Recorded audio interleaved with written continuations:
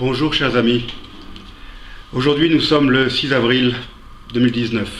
Il y a 25 ans exactement, l'avion présidentiel rwandais qui transportait le chef de l'État rwandais et son collègue burundais a été abattu par un tir de missile alors qu'il s'apprêtait à atterrir à l'aéroport international de Kigali. Ce crime est resté impuni alors qu'il transportait, comme je viens de le dire, deux chefs d'État en exercice, leurs entourages respectifs et l'équipage français, 3 militaires français. Il y a quelques années, lorsqu'un ancien Premier ministre libanais est mort dans un attentat terroriste, les Nations Unies ont organisé une commission d'enquête pour essayer d'élucider ce crime. Pourquoi est-ce que cela n'a pas été le cas pour le chef de l'État rwandais et le chef de l'État burundais? Tout simplement pour des raisons certainement géopolitiques, afin de ne pas déstabiliser le pouvoir actuel, le pouvoir qui s'est mis en place en juillet 1994 au Rwanda. Dans mon livre, Rwanda, 25 années de mensonges, je me fais le défenseur de la thèse selon laquelle l'avion a été abattu sur ordre de Paul Kagame et du Front patriotique rwandais. Alors qu'une autre thèse continue à courir selon laquelle ce serait ce que l'on appelle des extrémistes hutus qui auraient abattu l'avion. Pour moi, cette dernière thèse ne tient pas. Le soir même de l'attentat, dès que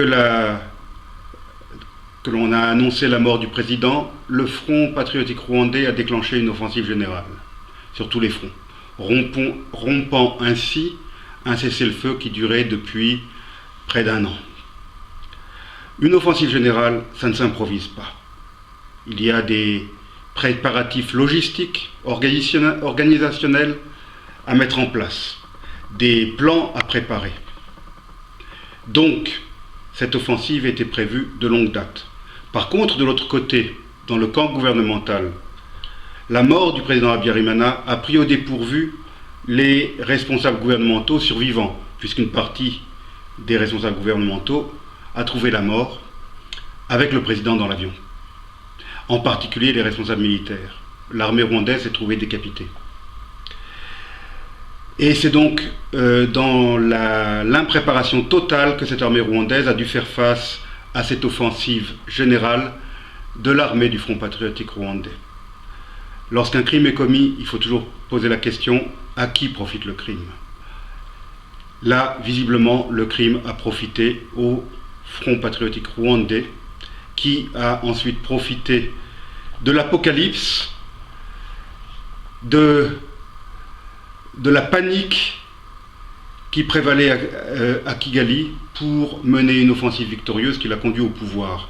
Un pouvoir chèrement conquis, puisque cette période des 100 jours a causé la mort de centaines de milliers de personnes, Tutsis, mais aussi Hutus.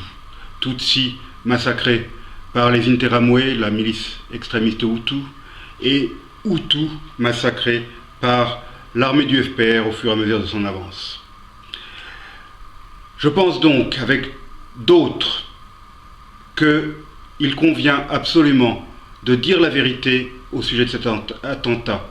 On a annoncé hier que la France avait accepté d'ouvrir plus ou moins ses archives et qu'une commission d'enquête d'experts avait été réunie par le président Macron.